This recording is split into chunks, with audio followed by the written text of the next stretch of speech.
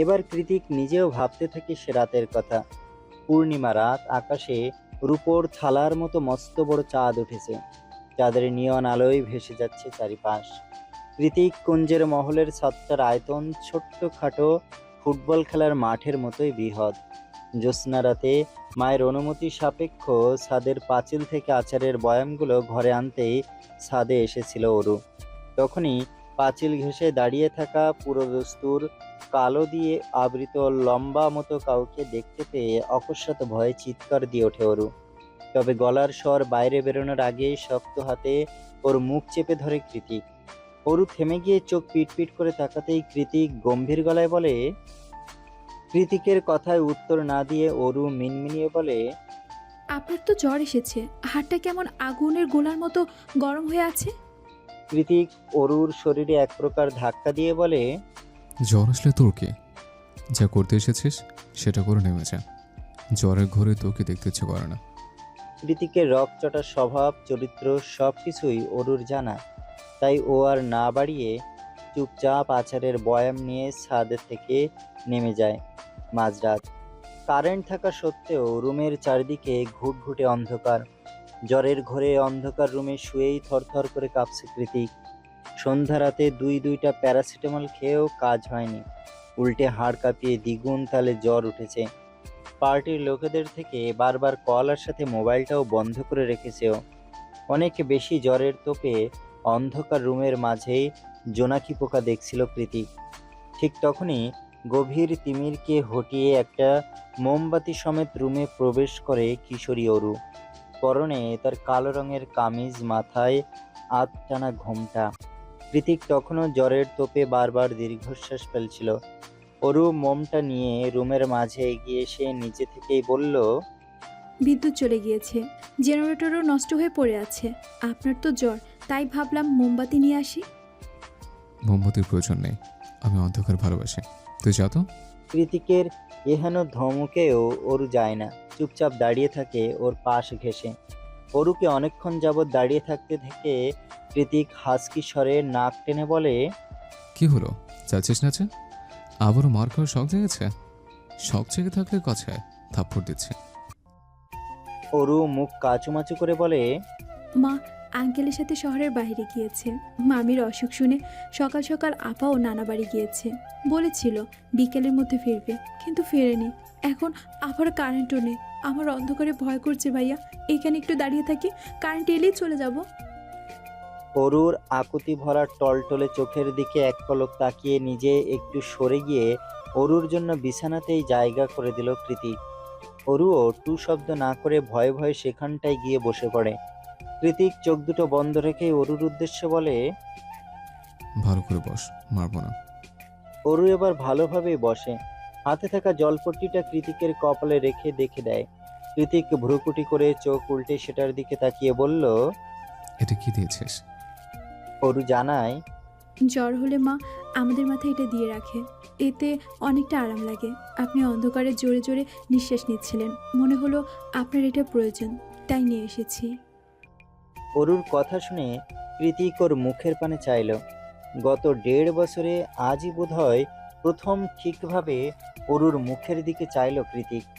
সদ্য কিশোরীতে রূপ নেয়া কচি একটা চেহারা, টিমটিমিয়ে জ্বলতে থাকা মোমের হলদে আলো।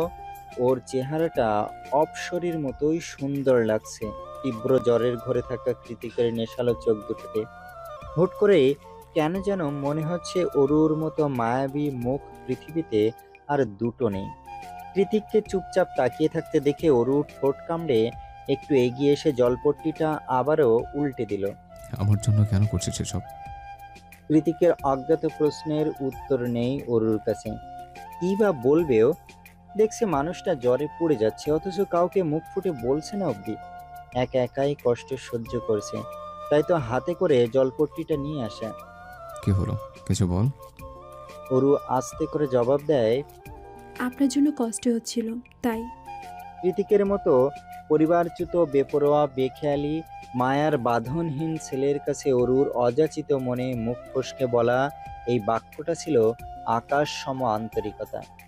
অরুর কথায় অধিক তাপমাত্রায় দাউ দাউ করে জ্বলতে থাকা হৃদয়টা হঠাৎ করেই কেমন শীতল হয়ে গেল। উল্টে হৃদস্পন্দন বেড়ে গেল দ্বিগুণ তালে। হুট করেই মনে হতে লাগলো অরু ওর আপন, খুব আপন। অরুর দিকে তাকিয়ে হিজিবিজি ভাবতে ভাবতেই কখন যে বিদ্যুৎ চলে এসেছে টের পায়নি কৃতিক। টের পাওয়ার কথাও নয়, কারণ এই রুমে এখনো আলো জ্বলছে না। বাইরের ঘরে মৃদু আলো জ্বলতে দেখে অরু বলে, বিদ্যুৎ চলে এসেছে, এবার আমি যাই। কৃতিক অরুর হাত টেনে ধরে, ঘোর অসম্মতি জানিয়ে বলে, কোথাও যাবে না তুই, এখানে বসে থাক আমার সামনে। কেন? কৃতিক হাসকি স্বরে জবাব দেয়, তোকে দেখব তাই। কৃতিক শক্ত করে অরুর হাত ধরে রেখেছে। উপায়ান্তর না পেয়ে অরু সেখানেই বসে থাকে সারা রাত। এক পর্যায়ে ঝিমোতে ঝিমোতে কখন যে কৃতিকের বুকের উপরই ঘুমিয়ে পড়েছে সেটা অরুর অজানাই রয়ে যায়। অথচ কৃতিকের চোখে এক ফোঁটাও ঘুম নেই। ও সারা রাত জেগে ঘোর লাগা চোখে অরুকে দেখেছে। সময়ের সাথে সাথে মোমের আলো ফুরিয়ে গিয়েছে, তবুও দেখেছে। শেষমেশ অরু যখন কৃতিকের বুকেই ঘুমিয়ে পড়ে, তখন দ্বিতীয়বারের মতো আবারও হৃদস্পন্দন গতি হারায় কৃতিকে। ও চোখ দুটো বন্ধ করে হিস হিসিয়ে বলে, তুই আমার ওরও খুব তাড়াতাড়ি বড় হয়েছে, তোকে আমি দেখব, সারা জীবন ধরে দেখব। সেদিন রাতের পর থেকেই কৃতিকের হৃদয়ে বাসা বাঁধে অরুর প্রতি অজানা এক আসক্তি, যার কোনো নাম দাম নেই। শুধু হৃদ মাঝারে বয়ে চলা এক সুপ্ত গভীর আর বেসামাল অনুভূতির ছড়াছড়ি। ধীরে ধীরে সবার আড়ালে শুরু হয় অরুর প্রতি নিজের দখলদারি। অরু যে রাস্তা দিয়ে স্কুলে যেত সেই রাস্তায় সবসময় দুজন লোক লাগানো থাকতো। অরু কার সাথে মিশছে, কার সাথে ঘুরছে, বন্ধু মহলে কোনো ছেলের আনাগোনা আছে কিনা, সবকিছুরই পায় টু পায় খবর নিত কৃতিক। অরু আম পাড়তে গিয়ে গাছ থেকে পড়ে ব্যথা পেয়েছে বলে সেদিনই বাপ দাদার আমলের ঐতিহ্যবাহী আম গাছকে টেকুটে বাড়ি থেকে বিদায় করে কৃতিক। বাড়ির ঐতিহ্য, বাবা দাদার স্মৃতিকে এভাবে কেটে ফেলায় ছেলের বেপরোয়া কাণ্ডে জামশেদ জায়ান চৌধুরীও হতবাক হয়েছিলেন। কিন্তু বলার মতো কিছু নেই তার। কি বা বলবেন? ছেলে কি তার কথা শোনে? এভাবে সময়ের পরিবর্তনে সেই আসক্তি বৃদ্ধি পেতে থাকে দ্বিগুণ হারে। স্কুল ব্যতীত কৃতিক কুঞ্জের বাইরে পা রাখা নিষিদ্ধ হয়ে যায় অরুর জন্য। কিশোরী অরুর মাথায় ঢোকে না, হঠাৎ করে কৃতিক কেন তার উপর এত অধিকার দেখাচ্ছে।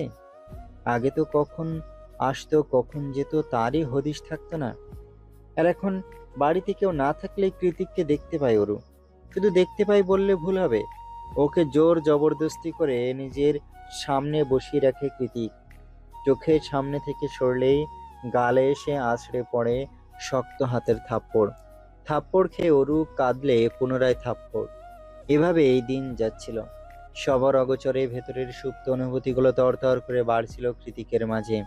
কৃতিকের হুটহাট করা পাগলামিতে বিরক্ত হয়ে আজকাল আর আগের মতো ও রুমের ধারে কাছেও ভেড়ে না অরু। মাঝে মধ্যে ওকে এক নজর দেখে চলে যাবে বলে ওর নাম করে কৃতিক জোরে জোরে ডাকে, তবুও সেদিকে পা বাড়ায় না অরু। তবে আজকে দুরু দুরু বুকে সেই আসতেই হলো কৃতিকের রুমের সামনে। বাড়ির অফিস রুমে পার্টি অফিসের মিটিং চলছে, সবাই উপস্থিত, অথচ কৃতিকের খবর নেই। মোবাইল বন্ধ করে অন্দরমহলে বসে সে কি করছে কে জানে। মিটিং এর মাঝে সবাই তর্ক বিতর্কে ব্যস্ত। তাই জামশেদ জায়ান চৌধুরী অরুকে ডেকে বলে, তোমার কৃতিক ভাইয়াকে ডেকে দাও তো আরু। তার কথা রাখতেই আপাতত ভর সন্ধ্যাবেলা কৃতিকের রুমে কড়া নেড়েছে অরু। অরু কড়া নাড়ার সঙ্গে সঙ্গে দরজা খুলে ওকে হ্যাঁচকা টানে ভেতরে নিয়ে গেল কৃতিক। ভেতরে নিয়ে গিয়ে চোখ রাঙিয়ে অরুর উদ্দেশ্য বলে, গত 2 দিন ধরে ডাকছি তোকে, সামনে আসিস না কেন, কি সমস্যা? অরু মুখ ঝামটি দিয়ে বলে, সব সময় বকাঝোকা করেন, গায়ে হাত তুলেন, আপনাকে আমার বিরক্ত লাগে। আগে মারলেও পেছনে ঘুরঘুর করতে, তখন বিরক্ত লাগতো না? তখন তো বুঝতাম না যে আপনি আমায় এত অপছন্দ করেন।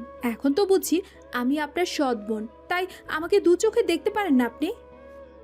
অরুর কথা শেষ হতে দেরি হলো, তবে ওর শরীরে কৃতিকের হাত পড়তে দেরি হলো না। কৃতিক চোয়াল শক্ত করে তীক্ষ্ণ দৃষ্টি নিক্ষেপ করে বলল, এটা কেন দিয়েছে জানিস? নিজেকে আমার সৎ বোন দাবি করার জন্য। তুই আমার বোন না, আমার বোন হওয়ার কোনো যোগ্যতা তোর মাঝে নেই, আর না আমি তোকে বোনের নজরে দেখি। মার খেয়ে গালে হাত দিয়ে মেঝেতে বসেই ফুপিয়ে কাঁদছে অরু। খানিকক্ষণ দাঁড়িয়ে থেকে নিজের ক্রুদ্ধ মস্তিষ্কটাকে স্থির করে অরুর মুখোমুখি হয়ে বসে পড়ে কৃতিক।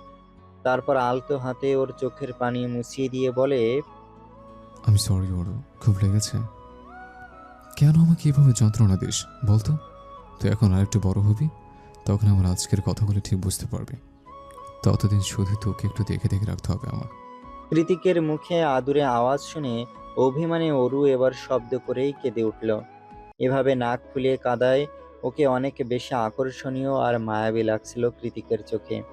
তাই নিজেকে সংযত না রাখতে পেরে হুট করে ওর গালে সশব্দে চুমু খেয়ে বসলো কৃতিক। তবে ওদের বসার ধরনটা এমন ছিল যে যে কেউ পিছন দিক থেকে দেখলে ভুল বুঝতে পারে। হলোও তাই। মিসেস আজমেরি শেখ বাড়িতেই ছিলেন সেদিন। কৃতিকের রুম থেকে মেয়ের ক্রন্দনরত আওয়াজ শুনেই তিনি বুঝে গিয়েছেন আবারও হয়তো তার ছোট মেয়েটাকে মেরেছে কৃতিক। তৎক্ষণাৎ তিনি মেয়েকে নিয়ে আসার জন্য কৃতিকের রুমের দিকে এগিয়ে গেলেন। তবে রুমে প্রবেশের আগেই পা দুটো আটকে গেল তার। সন্ধ্যা রাতের আবছা আলোয় তিনি স্পষ্ট দেখলেন তার ছোট্ট মেয়েটার সাথে ঘনিষ্ঠ সময় পার করছে কৃতিক। পার্টি অফিসের ছোট বড় সবার সামনে পরপর অনর্গল থাপ্পড়ের আঘাতে রক্তাক্ত হয়ে উঠেছে কৃতিকের গৌর মুখমণ্ডল। আর দুটো থাপ্পড় দিলেই হয়তো নাক ফেটে ফিনকি দিয়ে রক্ত বেরিয়ে আসবে। তবুও কিছুতেই থামানো যাচ্ছে না জামশেদ জায়ান চৌধুরীকে।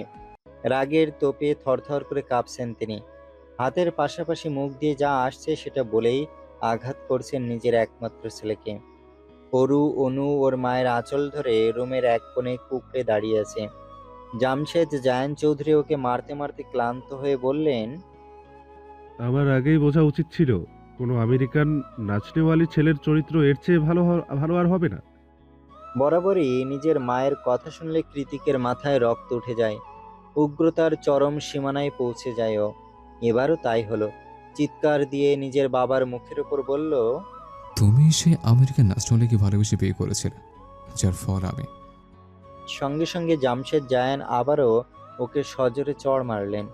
অতঃপর আশেপাশের চেলাপেলাদের ডেকে বললেন, প্রাইভেট জেটের ব্যবস্থা করো। আজ এই মুহূর্তে ও দেশ ছাড়বে। স্বাধীনতা পেতে পেতে ওর ভেতরের পুরোটাই নর্দমার মতো কালো হয়ে গিয়েছে। ওকে শুদ্ধ করা প্রয়োজন। তার জন্য সবার আগে ওর স্বাধীনতা হরণ করতে হবে। আজ এই মুহূর্তে জায়ান কৃতিক চৌধুরীর রাজনৈতিক পদ বাতিল করা হলো। তোমার রাজনৈতিক জীবন এখানেই সমাপ্ত। বিদেশে গিয়ে মানুষ হয়ে ফেরো। বাবার কথার পিঠে কৃতিক একটা তাচ্ছিল্যের হাসি ছুঁড়ে মারে। দলের লোকেদের হাত থেকে নিজের পাসপোর্ট আর ব্যাগটা ছো মেরে নিয়ে ছোট্ট অরুর দিকে এক পলক তাকিয়ে আবারও চোখ সরিয়ে বলে, ফিরবো না, কোনোদিন ফিরবো না এদেশে। শুধু একটা গুরুত্বপূর্ণ জিনিস রেখে গেলাম, সময় হলে সেটাও নিয়ে যাব। কারণ কৃতিক কোনো জিনিস হাতে পেতে নেয় না, কেড়ে নেয়।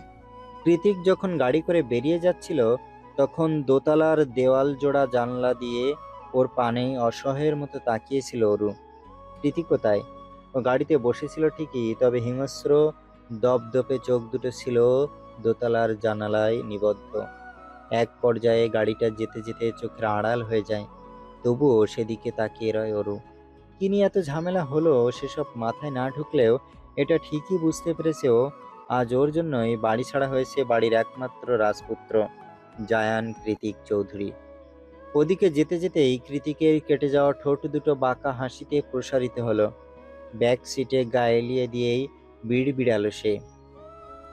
Love is temporary, but obsession is permanent. And I'm dangerously obsessed with you, Aurora Sheikh. খুব বেশি না, আমাকে সামলানোর মতো একটুখানি বড় হো। আমি অপেক্ষার প্রহর গুনছে। ক্যালিফোর্নিয়াতে আজ বেজায় ঠান্ডা পড়েছে। প্রশান্ত মহাসাগরীয় কনকনে ঠান্ডা হাওয়া এসে একেবারে নাক মুখ চিরে ভেতরে প্রবেশ করছে। এলোমেলো বাতাসের তীব্রতায় ঝরে পড়া আকর্ষণীয় ম্যাপল পাতায় ভরে উঠেছে রাস্তাঘাট। আজকে আর যেন তেন শীতের পোশাক পরে শীত নিবারণ করার সুযোগ নেই। তাই তো উষ্ণ কোট, গ্লোভস, পায়ে বুট, মাথায় উলের বিনি হ্যাট পরে একেবারে রয়েস হয়ে বাইরে বেরিয়েছে অনু। আজ বাইরে না গিয়ে ভেলভেট কমফোর্টারের মধ্যে শুয়ে আরাম করে ঘুমালে হয়তো সবচেয়ে বেশি ভালো হতো। কিন্তু আগামীকাল মায়ের অপারেশন, আজ না গেলে কেমন করে হবে? গত দুদিন ধরে অরু আর কৃতিক বাড়িতে নেই। এই দুদিনে ওর যথেষ্ট খেয়াল রেখেছে প্রত্যয়। সব সময় ফোন করে খোঁজ নেওয়া, সন্ধ্যায় বাড়ি ফেরার পথে এগিয়ে দেওয়া, কিংবা নার্সিংহোমের কোনোরূপ জরুরি প্রয়োজনে ছুটে আসা। কি না করেছে! এত যত্ন, এত মূল্যায়নে অনুর মতো কঠোর হৃদয়ের মেয়েটাও আজকাল প্রত্যয়ের প্রতি দুর্বলতা অনুভব করে। ইচ্ছে তো করে হৃদয়টা বের করে হাতে তুলে নিয়ে প্রত্যয়কে উপহার দিয়ে দিতে। After all he deserve it. প্রত্যয়কে নিয়ে অসংখ্য দানাবাঁধা স্বপ্ন আর ভাবনার মাথায় কিলবিল করছে অনুর। মাঝে মাঝে অযাচিত মনে একাই ফিক করে হেসে উঠছে ঠোঁট জোড়া। এক মনে প্রত্যয়কে নিয়ে ভাবতে ভাবতে কখন যে বাস স্টপেজের কাছে চলে এসেছে তা টেরও পায়নি অনু। যখন টের পেল তখন দেখলো বাস এখনো আসেনি, অপেক্ষা করতে হবে কিছুক্ষণ। তাই এগিয়ে গিয়ে একটা শিশিরে ভেজা বেঞ্চে হাত দিয়ে সামান্য পরিষ্কার করে সেখানটায় বসে পড়ল। বেঞ্চিতে বসার সঙ্গে সঙ্গে পুনরায় চোখের সামনে দৃশ্যগত হলো পূর্বের ন্যায় একই ঘটনা। এই নিয়ে পরপর 3 দিন ওই মেয়েটাকে প্রত্যয়ের সঙ্গে দেখেছে অনু। রাস্তার ওপাশেই ক্যাফেটেরিয়াতে দাঁড়িয়ে আছে ওরা দুজন। প্রত্যয় কয়েক সেকেন্ড দাঁড়িয়ে মেয়েটাকে কিছু একটা বলে গাড়ি নিয়ে চলে যায়। প্রত্যয় চলে যেতেই একদম হুট করে অজ্ঞাত মেয়েটার চোখে চোখ পড়ল অনুর। এভাবে চোখাচোখি হওয়ায় ভেতরটা কেমন আঁতকে উঠল ওর। তৎক্ষণাৎ তড়িৎ গতিতে চোখ নামিয়ে নিল অনু। জিভ দিয়ে অধর ভিজিয়ে বিড়বিড় করে বলল, কে এই মেয়ে? সব সময় প্রত্যয় সাহেবের সাথে কেন দেখা যায় তাকে? ওনার বোন? কই, চেহারাতে তো মিল নেই। এই যে অনুর অস্পষ্ট বিড়বিড়ানির মাঝে স্পষ্ট বাংলায় ওকে ডেকে উঠল কেউ। অনেকদিন পর অচেনা মুখে বাংলা আওয়াজ শুনে চট করে মাথা তুলে চাইল অনু। তবে সেই মানুষটিকে দেখে খুশি হওয়ার বদলে উল্টে ভুরু কুঞ্চিত হয়ে গেল ওর। এ তো একটু আগে প্রত্যয়ের সাথে দাঁড়িয়ে থাকা সেই বাঙালি মেয়েটা। এখানে কি করছে সে? অনু চুপচাপ তাকিয়ে আছে দেখে মেয়েটা পুনরায় বলল, কানে শুনতে পাও না নাকি? মেয়েটার কথায় চরম ক্রোধের বহিঃপ্রকাশ ঘটল। পাওয়া নেই বলা নেই হুট করে এসে এভাবে খিটখিটে আওয়াজে কথা বলাটা মোটেই পছন্দ হলো না অনুর। মেয়েটার আচরণে সুন্দর মেজাজটা হঠাৎ করেই কেমন বিগড়ে গেল। তবুও যতটুকু সম্ভব নিজেকে সংবরণ করে কাট আওয়াজে অনু বলল, কি চাই? অনুর থেকে বোধহয় এতটা কাঠিন্য আশা করেনি মেয়েটা। তাই ওকে চোখ পাকিয়ে গলার স্বর কঠিন করে সে বলল, এই মেয়ে, কাকে কি বলছো তুমি? অনু এবার বসা থেকে দাঁড়িয়ে গেল। দুহাত বুকের উপর ভাঁজ করে রেখে ভুরু উঁচিয়ে স্বাভাবিক ভঙ্গিমাতে বলে, আপনাকে বলছি, কি চাই? মেয়েটা এবার তাচ্ছিল্য করে হেসে বলল, প্রত্যয়ের সাথে যে এত ঢলাঢলি করছো, আমি কি সেটা নিশ্চয়ই বলেছে? না, বলেনি। হয়তো সেরকম ইম্পর্টেন্ট কেউ না, তাই বলার প্রয়োজন বোধ করেনি। আপনার খুব বেশি বলার ইচ্ছে থাকলে আপনি বরং বলুন, আমি শুনছি। আর হ্যাঁ, একটু জলদি বলবেন প্লিজ, আমার তাড়া আছে। মেয়েটা খিটখিট করে বলে উঠল, বেশি স্মার্ট সাজার চেষ্টা করো না, তাহলে পস্তাবে। He was just using you to forget someone, and that someone is me. আমি ওর বিগত 7 বছরের ভালোবাসা। মেয়েটার কথায় অনু শুষ্ক ঢোক গিলল। মনের ভেতর বিশ্বাস হারানোর ভয়টা কুণ্ডলি পাকিয়ে মাথা চাড়া দিয়ে উঠছে। তবুও ভেতরের শঙ্কাটাকে নিঃশব্দে আড়াল করে বলল, আপনাদের ভালোবাসা যদি এতই পিওর হয়, এতই দৃঢ় হয়, তাহলে আমার কাছে কি চাইতে আসে আপনার বয়ফ্রেন্ড? ধরে রাখতে পারেন না? অনুর কথায় মেয়েটার আত্মবিশ্বাসে ভাটি পড়ল। সে কয়েকবার চোখের পলক ফেলে বলল, আমি ওকে চিট করেছি, বাট আই স্টিল লাভ হিম। আর আমিও জানি ও আমার কাছেই ব্যাক করবে, কারণ 7 দিনের ভালোবাসা 7 বছরের ভালোবাসার কাছে কিছুই না। অনু ঠোঁট বাঁকিয়ে হেসে বলল। স্টুপিড! অনুর শব্দটা উচ্চারণ করার সাথে সাথে ওর চুল খামছে ধরল মেয়েটা। তারপর প্রচন্ড ক্রোধে কাঁপতে কাঁপতে মেয়েটা বলল, তুই আমার প্রত্যয়ের ধারের কাছেও আসবি না, নয়তো আমার সুগার ড্যাডিকে দিয়ে তোর খবর আমি করিয়ে ছাড়বো। আমার হাত যে কতটা লম্বা সেটা তো ধারণার বাইরে। অনু বিপরীতে কিছু বলবে তার আগেই কোথা থেকে যেন ছুটে এসে এক ঝটকায় ধাক্কা মেরে মেয়েটার হাত সরিয়ে দেয় প্রত্যয়। অন্য হাতে অনুকে আগলে ধরে চিৎকার দিয়ে বলে ওঠে, আরে ক্রেজি, রাস্তার মধ্যে কি করছে সব? নেক্সট টাইম এভাবে পেছনে পড়ে থাকলে আমি তোমার নামে পুলিশে কমপ্লেন করতে বাধ্য হব তিন্নি। এতক্ষণে বাস এসে পড়েছে পাবলিক প্লেস হওয়াতে চারিদিকে মানুষ জড়ো হয়ে গিয়েছে মুহূর্তেই। সবার দৃষ্টি এখন ওদের তিনজনের দিকে। কেউ কেউ তো সুযোগ পেয়ে ভিডিও করা আরম্ভ করে দিয়েছে। অনু এতক্ষণ যাবৎ চুপ করেই ছিল, কিন্তু এই মুহূর্তে প্রত্যয়ের সব আগলা দরদর মোটেই ভালো লাগছে না। গা ঘিন ঘিন করছে। ইচ্ছে তো করছে প্রত্যয়কে সপাট একটা চড় মেরে দিতে, কিন্তু পাবলিক প্লেসে নাটক করে কারোর হাসির পাত্র হতে চায় না অনু। তাই যত সম্ভব দ্রুত গতিতে প্রত্যয়ের বাহু থেকে নিজেকে এক ঝটকায় ছাড়িয়ে হাঁটা ধরল রাস্তার উল্টো পথে। ওকে এভাবে চলে যেতে দেখে প্রত্যয়ও হাঁটা দিল অনুর পিছু পিছু। প্রত্যয় পিছনে আসছে ব্যাপারটা বুঝতে পেরে অনু ঘাড় ঘুরিয়ে কাট কাট গলায় বলল, ওখানেই দাঁড়ান, আর আসবেন না। অনুরোধ নয়, নিষেধ করছি। অনুর নিম পাতার মতন তেতো কথায় প্রত্যয় আর এগোতে পারল না। অগত্যায় দাঁড়িয়ে পড়ল রাস্তার মাঝখানে। অনু চোখ মুছতে মুছতে দ্রুত পায়ে হেঁটে চলে গেল সেখান থেকে। যতক্ষণ পর্যন্ত অনুকে দেখা যায় ঠিক ততক্ষণ ওর যাওয়ার পানে নিষ্প্রভ চোখে তাকিয়ে রইল প্রত্যয়। এক পাও নড়ল না। খুব ভোর নয়, সকাল পেরিয়ে বেলা গড়িয়েছে অনেকটা। চারিদিকে সূর্যের সোনালি আলোর ঝলকানি। অরু সেই কখন থেকে কৃতিকের রুমের সামনে দাঁড়িয়ে দাঁত দিয়ে নখ কাটতে কাটতে পায়চারি করছে। মনে মনে ভাবছে, শুনেছি ভোর রাতে রুমে ঢুকেছে, এখনো ঘুমিয়ে আছে কিনা কে জানে। নক করব কি করব না, করব কি করব না, না থাক চলে যাই। না, একবার করেই দেখি। অরু যখন কি করবে না করবে ভেবেই কুল পাচ্ছিল না, তখনই ভেতর থেকে ডেকে ওঠে কৃতিক। তোর পায়চারিতে মাথা ঘোরাচ্ছে আমার, ভেতরে আয়। অরু চট করে দরজা খুলে ভেতরে ঢুকতে ঢুকতে বলল, আপনি কি করে বুঝলেন আমি দাঁড়িয়ে আছি? কথাটা বলে ভেতরে ঢুকতেই চোখ দুটো খিচে বন্ধ করে দ্রুত পিছনে ঘুরল অরু। কৃতিক গায়ে শার্ট চড়াচ্ছে। ওর জিম করে কৃত্রিম উপায়ে বানানো ভিসে পৃষ্ঠদেশ স্পষ্ট দৃশ্যমান অরুর চোখে। এভাবে অসময়ে এসে পড়ে নিজেই লজ্জিত হলো।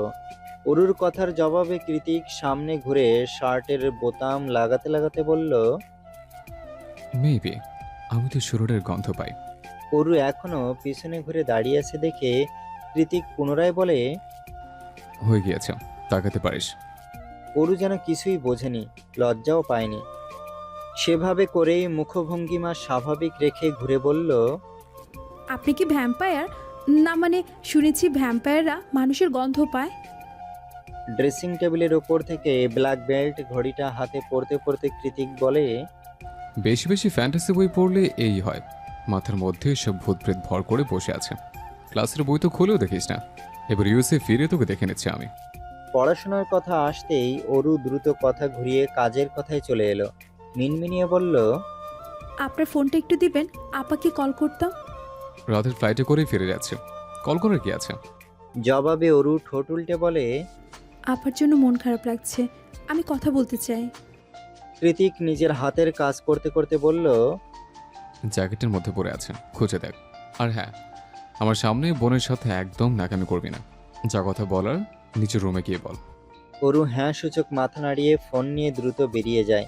তারপর আবারও কি ভেবে যেন ফিরে এসে বলে, ফোনের পাসওয়ার্ডটা? তোর আর আমার বার্থডে। অরু হতবাক হয়ে পুনরায় শুধালো, কি? কৃতিক ঘাড় ঘুরিয়ে ধমকের সুরে বলল। কেন কম শুনিস? অরু ভয় তটস্থ হয়ে এদিক ওদিক ঘাড় নাড়িয়ে আবারও দৌড়ে চলে যায়। যেতে যেতেই লক খুলে কল লাগায় অনুর নাম্বারে। একবার, দুবার, তিনবার, গিয়ে 4 বারের মাথায় কল তুলল অনু। হ্যালো আপা। এপাশ থেকে অরুর উৎসুক গলা শুনেই তেতে উঠল অনু। গলার স্বরে হাজারো বিরক্তি টেনে এনে ঝাঁজ নিয়ে বলল, কি সমস্যা, কল দিয়েছিস কেন? আমাকে একা রেখে সৎ ভাইয়ের টাকায় থাইল্যান্ড গিয়েছিস, ঘুরছিস, ফিরছিস, খাচ্ছিস, এনজয় করছিস, তবু স্বাদ মিটছে না? নাকি আমাকে ইউজ করে আমার ঘাড়ে পা দিয়ে জীবন কাটানোর শখ এখনো মেটেনি? অনুর তিক্ত কথায় চড়াত করে মস্তিষ্কটা ঝাঁজিয়ে উঠল অরুর। ও নিজেও তেজি স্বরে বলল, মুখে যা আসছে তাই বলে যাচ্ছিস তখন থেকে, কি করেছি আমি? অনু উল্টো ক্রোধ দেখিয়ে বলল, যা বলেছি একদম ঠিক বলেছি, বুঝে শুনেই বলেছি। তোরা সবাই আমাকে ব্যবহার করিস নিজেদের প্রয়োজনে। কেন বলতো? সবসময় তোদের চিন্তায় আমার কেন করতে হবে? হ্যাঁ, আমার কি ইচ্ছা অনিচ্ছা বলে কিছু নেই? অরু এবার নরম সুরে শুধালো। কি হয়েছে আপা? অরুর প্রশ্নের কিঞ্চিত পরোয়া না করে অনু মুখে যা আসছে উন্মাদের মতো তাই বলে যাচ্ছে। অরু জানে আপার রাগ উঠলে মাথা ঠিক থাকে না, পরে আবার নিজেই সব সামাল দেয়। তাই এত এত তিক্ত কথার বিপরীতে অরু নিজের রাগ সংবরণ করে আবারও জিজ্ঞেস করলো। কি হয়েছে বল না আপা, কে কি বলেছে তোকে? মা ঠিক আছে? আমি ওর একাধারে প্রশ্নের এক পর্যায়ে অনু নিজের খেইর হারিয়ে চেঁচিয়ে বলে উঠল। তুই এবার আমাকে বিচারকদের মতো প্রশ্ন করা বন্ধ কর রু। আমি বিরক্ত তোর সব প্রশ্নে। তোর এত আনন্দ আমার সহ্য হচ্ছে না। আমার ঘাড়ে পা দিয়ে এভাবে জীবন কাটাতে লজ্জা হয় না তোর? আর কতদিন আমার উপর ভরসা করে বাঁচবি? তোদের দেখভাল করতে করতে হাঁপিয়ে উঠেছি আমি। এবার একটু রেহাই দে। এবার অন্তত আমাকে ইউজ করা বন্ধ কর। আমি তোকে ইউজ করি? হ্যাঁ করিস। তোরা সবাই মিলে আমাকে নিজেদের স্বার্থে ইউজ করিস। এবার আমাকে আমার মতো বাঁচতে দে অরু। এক নাগাড়ে চোখ খিচে কথাগুলো বলে মুখের ওপর ফোন কেটে দিল অনু। ওদিকে অনুর বলা শেষ কথায় মাথার মধ্যে অগ্নিস্ফুলিঙ্গ অনুভব হলো অরুর। কষ্টের সীমানা পেরিয়ে মেজাজ চড়ে এসেছে সপ্তম আসমানে। ইচ্ছে করছে আশেপাশের সব কিছুর ভেঙে গুড়িয়ে ফেলতে। নিজের অজান্তেই ধপ করে মেঝেতে বসে পড়ে দুহাতে নিজের লম্বা চুলগুলো মুঠিবদ্ধ করে নীরবে চোখের জল ফেলতে ফেলতে অস্পষ্ট সুরে অরু বলল। তার মানে মায়ের অবর্তমানে আপাও আমাকে করুণা করে এসেছে? কোনো ভালোবাসা নেই, সবটা করুণা, সবাই করুণা করে আমাকে। এলিশার বাবাকে থাই পুলিশ অ্যারেস্ট করেছে। এবার আর প্রমাণ ছাড়া নয়, সুস্পষ্ট প্রমাণ সমেত থেকে পুলিশের হাতে তুলে দেওয়া হয়েছে। যেহেতু ওর বাবা জেলে আছে সেহেতু এলিশাকে ব্ল্যাকমেইল করার মতো আপাতত কেউ নেই। বলতে গেলে এলিশা এখন পুরোপুরি নিরাপদ। সায়রের কথায় অর্ণব আর কৃতিক হ্যাঁ সূচক মাথা নাড়ালো। অর্ণবের হ্যাঁ সূচক সম্মতি শুনে সায়র এবার উচ্ছ্বাসিত সুরে বলল। তাহলে তো আমাদের মিশন কমপ্লিট। আজ রাতে পার্টি করলে কেমন হয়? এবার অর্ণব বিরূপ প্রতিক্রিয়া জানিয়ে বলল। তুই কি পাগল? এলিসের মন ভালো নেই আর তুই আছিস তোর প্যাটি নিয়ে। কৃতিক কিছু একটা ভেবে পায়ের উপর পা তুলে বলল। আমার হাতে সময় নেই, কাল ভার্সিটিতে এক্সাম আছে, ফিরতে হবে। সায়র হতাশ হয়ে বলল। তোরা না থাকলে আমি কি জিন ভূতের সাথে পার্টি করব নাকি? চল রাতেই ফিরে যাই তাহলে। কথাটা শেষ করে সায়র কেবলই বসা থেকে উঠে দাঁড়িয়েছে। ওর সামনের ডিভানটাতে এখনো কৃতিক পায়ের ওপর পা তুলে বসা। তখনই কোথা থেকে যেন অরু এসে এক প্রকার হামলে পড়লে সায়রের ওপর। ওর চেহারা বিভৎস, চুলগুলো এলোমেলো, চোখ দুটো টলছে, সেটা থেকে গড়িয়ে পড়ছে অশ্রুসিক্ত নোনা জল। অরু আশেপাশের কারোর দিকে নজর না দিয়েই সায়রের কলার দুটো শক্ত করে চেপে ধরে কান্না মিশ্রিত কণ্ঠে বলল। সায়র ভাইয়া, বিয়ে করবেন আমায়? আপনার তো কোনো গার্লফ্রেন্ড নেই, তাছাড়া আপনার মাথার সবগুলো তারও ঠিকঠাক আছে। আমার আপনাকে বিয়ে করতে কোনো আপত্তি নেই। আমি কারো বোঝা হয়ে থাকতে চাই না, কারো করুণার পাত্রী হতেও চাই না, আর এক মুহূর্তেও না। বিয়ে করবেন আমাকে? হতে পারে আমি আপনার বয়সের চেয়ে একটু বেশিই ছোট, তাতে কি আসে যায়? ভালো করে তাকিয়ে দেখুন, আমি সুন্দরী। এদিকে সায়র অরুকে কি দেখবে? অরুর পিছনে দাঁড়িয়ে থাকা কৃতিককে দেখেই ওর গলা শুকিয়ে এসেছে।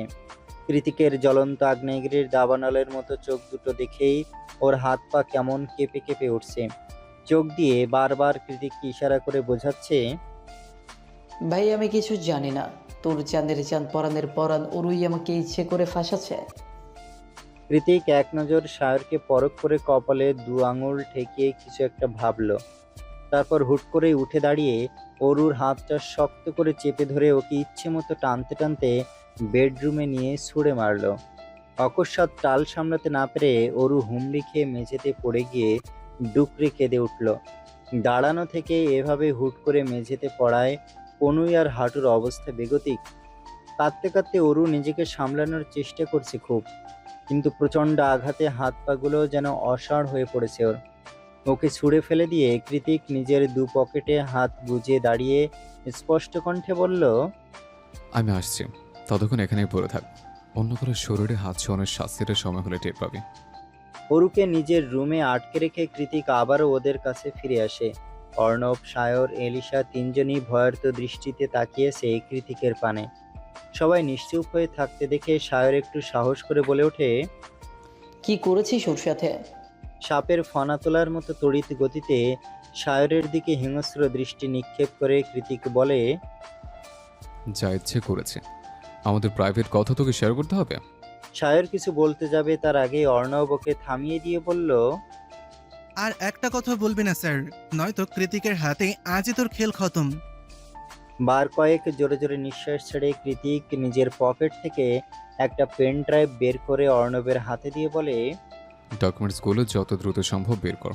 পেন ড্রাইভটা হাতে নিয়ে সেটাকে উল্টে পাল্টে দেখে অর্ণব নিজের ঠোঁট কামড়ে বলল, একটু বেশি তাড়াহুড়ো হয়ে যাচ্ছে না ব্যাপারটা? অর্ণবের কথায় ওর দিকেও অগ্নিদৃষ্টি নিক্ষেপ করে কৃতিক। কৃতিকের চোখের হিংস্রতা দেখে অর্ণব চোখ নামিয়ে নিলে এলিশা এগিয়ে এসে অর্ণবের কাঁধে হাত রেখে বলল, যেকে যা করতে চাইছে সেটা ওকে করতে দে অর্ণব। অর্ণব এলিশার দিকে তাকিয়ে ছলছল নয়নে বলে ওঠে, তুই বললে আমি সবকিছু করতে রাজি জান। তুই শুধু একবার বল, জেকের সাথে আমারটাও। অর্ণব আর কিছু বলবে তার আগেই নিজের 3 ইঞ্চি হাই হিল নিয়ে অর্ণবের পায়ের উপর দাঁড়িয়ে পড়ল এলিশা। অতঃপর ওর কাঁদো কাঁদো মুখের দিকে তাকিয়ে মেকি হেসে এলিশা শুধায়, কি যেন বলছিলি, আবার একটু বল। দুপুর গড়িয়ে বিকাল হয়েছে। সূর্যের আলো পূব আকাশ থেকে পশ্চিমে গিয়ে ঠেকেছে। অরু এখনো মেঝেতে বসে বিছানায় মাথাটা এলিয়ে দিয়ে ফুপিয়ে কাঁদছে। অনেকক্ষণ ধরে একটানা কাদার ফলে ক্ষণে ক্ষণে কেঁপে উঠছে ওর ক্রন্দনরত ছোট্ট শরীরটা। তখন আপার সাথে রাগ করে কি বলতে কি বলেছে, কাকে বলেছে কিছুই মাথায় ঢোকেনি। অথচ এখন সেসব কথা মনে পড়লে ইচ্ছে করছে নিজের মাথায় নিজেই বাড়ি মেরে বেহুশ হয়ে যেতে। সবার সামনে কতটা নির্লজ্জের মতো সায়রকে গিয়ে বিয়ের কথা বলছেও। এখন ভাবলেও বিরক্তিতে শরীরটা চিড়বিড়িয়ে উঠছে। সবাই কি ভেবেছে কে জানে। যে যা ভাবার ভাবুক, তবে অরু ঠিক করেই নিয়েছে সায়রের মুখোমুখি আর এ জীবনে হবে না। ও কি করেই বা হবে? সায়রকে দেখলেই তো নিজের করা মস্ত বড় বোকামির কথা বারবার মনে পড়ে যাবে।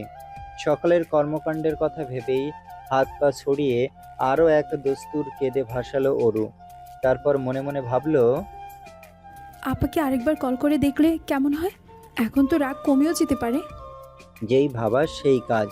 অরু দ্রুত এগিয়ে গিয়ে বিছানার আশেপাশে কৃতিকের মোবাইলটা খুঁজতে লাগলো, কিন্তু মোবাইলের জায়গায় অন্য কিছু হাতে এলো ওর। নরম বিছানায় মাথার পাশে যে কুশনটা রাখা থাকে তার পাশেই ওর রূপলি নুপুরটা আঁকা বাঁকা হয়ে পড়ে আছে। এত বছর ধরে পায়ে পড়ে থাকা নিজের সুপরিচিত নুপুরটা দেখে অরু দ্রুত গিয়ে সেটাকে হাতড়ে নিল। হাতে নিয়ে উল্টে পাল্টে দেখে বলল, আরে, এটা তো আমার নূপুর। এলিসা আপুর জন্মদিনে পার্টিতে হারিয়ে ফেলেছিলাম। এটা ওনার কাছে কি করে এলো? আর ওনার কাছে যদি থাকবে তাহলে সেই দিন কেন জিজ্ঞেস করলো আমার নূপুর কোথায়? আশ্চর্য মানুষ তো। আমার নূপুর দিয়ে ওনার কি কাজ? এক মনে কথাগুলো বলে অরু পা বাড়িয়ে দেয় নিজ হাতে নুপুরটা পরার জন্য। ঠিক তখনই বাইরে থেকে আগমন ঘটে কৃতিকের।